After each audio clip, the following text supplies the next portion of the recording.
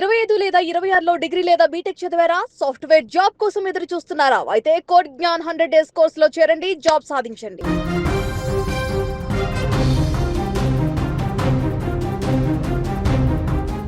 భారీ భూకంపానికి China అతలాకుతలమైంది.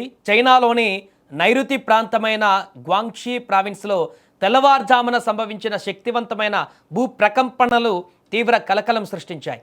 Richter scale పైన 5.2 తీవ్రతతో నమోదైన ఈ భూ ప్రకంపనల కారణంగా 2 వ్యక్తులు మరణించగా లియోజౌ నగరం నుంచి సుమారు 7,000 మందికి పైగా నివాసితులను అధికారులు సురక్షిత ప్రాంతాలకు తరలించారు.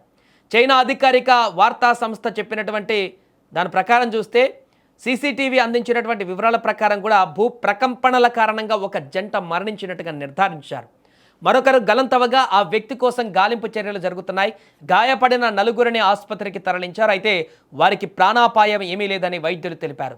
సోమవారం తెల్లవారుజామున సంభవించిన ఈ ప్రకంపనల ధాటికి 13 భవనాలు పూర్తిగా కుప్పకూలాయి.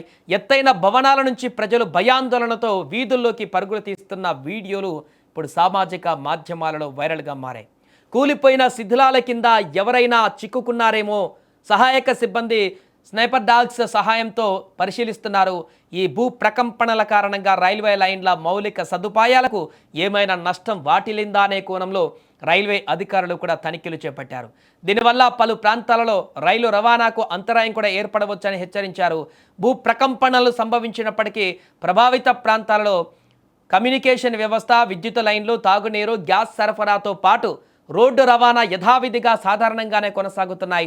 విపత్తు నిర్వహణ సంస్థలు ఘటనా స్థలానికి చేరుకొని భారీ యంత్రాల సహాయంతో శిథిలాలను తొలగిస్తూ ముమ్మరంగా సహాయక చర్యలు అందిస్తున్నాయి. ఆ విజువల్స్ మనం చూడొచ్చు, స్క్రీన్ మీద కనిపిస్తున్నాయి. ఎంత భీకరంగా ఆ భూకంపం దాని తీవ్రత ఉందంటే మొత్తం బిల్డింగ్ భవనాలన్నీ కూడా కుప్పకూలినటువంటి పరిస్థితి.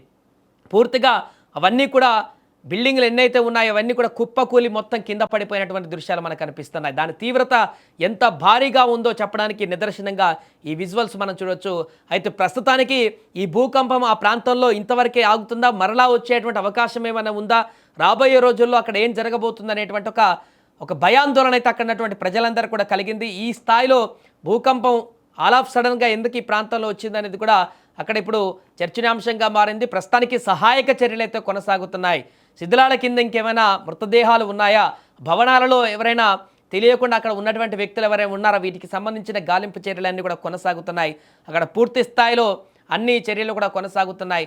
ఎందుకైనా మంచిదని చెప్పేసి 7,000 మందిని ఇప్పుడు పునరావాస కేంద్రాలకు అక్కడి నుంచి తరలించారు. మరలా భూకంపాలు వచ్చేటువంటి అవకాశం ఉన్న నేపథ్యంలో కొంత సమయం వరకు వారికి వేరొక ప్రాంతానికి షిఫ్ట్ చేశారు. ప్రస్తుతం అక్కడ నిరంతరంగా సహాయక చర్యలైతే కొనసాగుతున్న పరిస్థితి ఏర్పడింది.